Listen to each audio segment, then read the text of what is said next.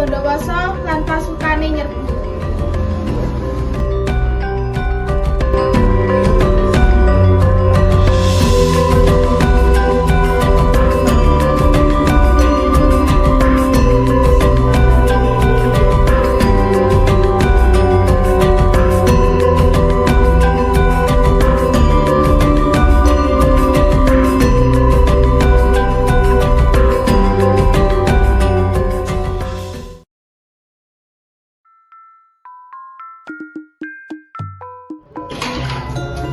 Prabu Boko, selama kerajaanmu. Ora bakal, kerajaan ini orang bakal tambahin kamu. Kakek ngomong.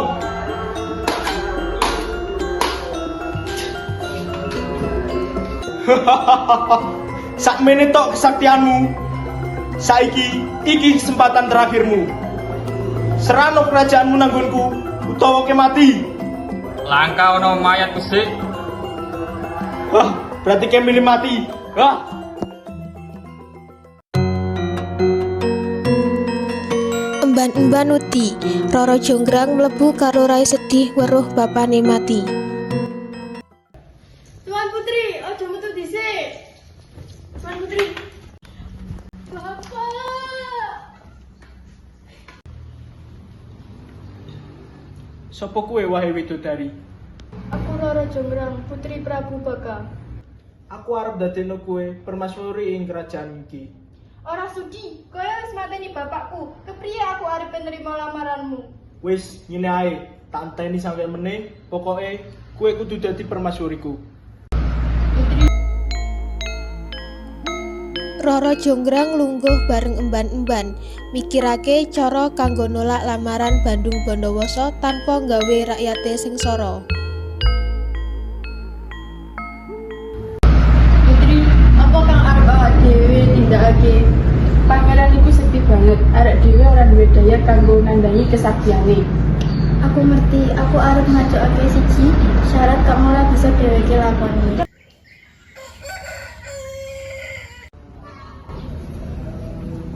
Kepriye Roro Jonggrang? Apa kowe wis mutuske? Aku arep nampa lamaranmu nanging karo siji syarat. Apa iku? Apa wae karo kesaktianku kabeh bakal kesembadan. Wangun 1000 candi sajroning sawengi. Gampang.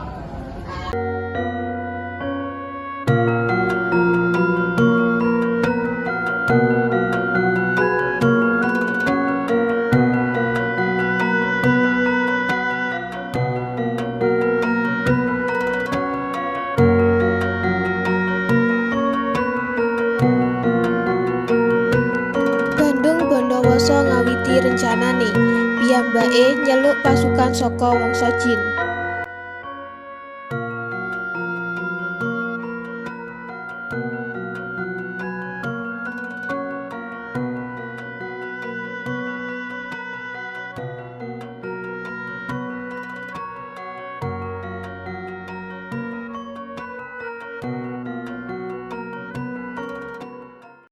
Hei wadya bala jin, metu kok. Wanguno 1000 candi nanging suwengi. Ya Raden.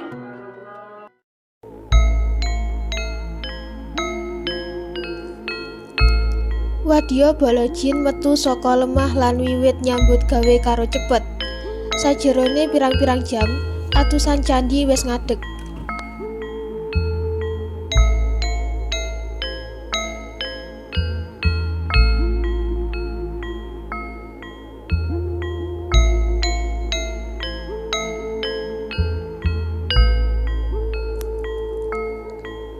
Roro Jonggrang meneng-meneng weruh saka jendela kraton, piyambake wiwit kuwatir.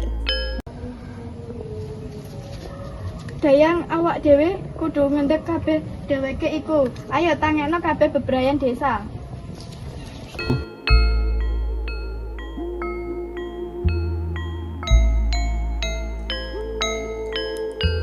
Roro Jonggrang bareng emban-emban lunga menyang desa.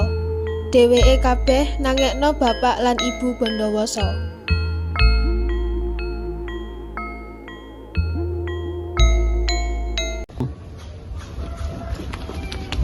Tolong aku, Kowe lan kabeh bebrayan desa kudu ngobong kawul, gebuk lesung lan nggawe swara gaduh. Awak dhewe kudu ngapusi cincin iku. Ya, awake dhewe bakal nulungi.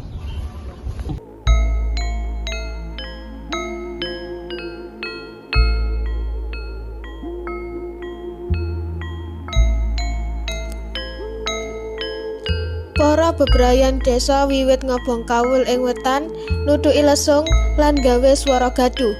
Cincin wiwit kedangdapan amarga dheweke kabeh ngira srengenge wis teka.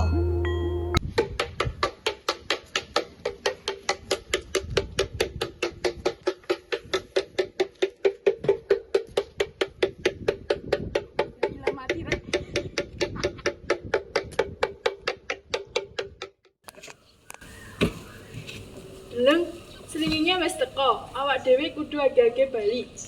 Bener, awak dhewe gagal. Jin, aja mlayu sik. Apes aku dihapusi.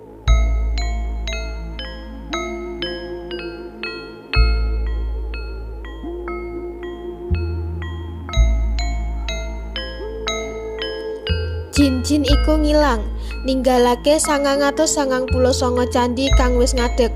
Bandung Bondowoso nesu.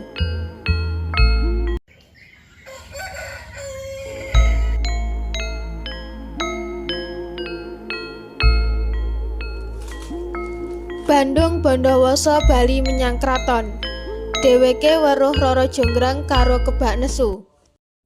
Rara Jonggrang, kowe ngapusi aku. Candhi iki mung 999. Saiki kowe bakal nandhang sengsara. Kowe bakal dadi candhi sing ke-1000. Nganggo kesaktiane, Bandung Bondowoso nipati-pati Rara Jonggrang. Awake Rara Jonggrang alon-alon malih dadi reca. Watu sing apik lan sempurna.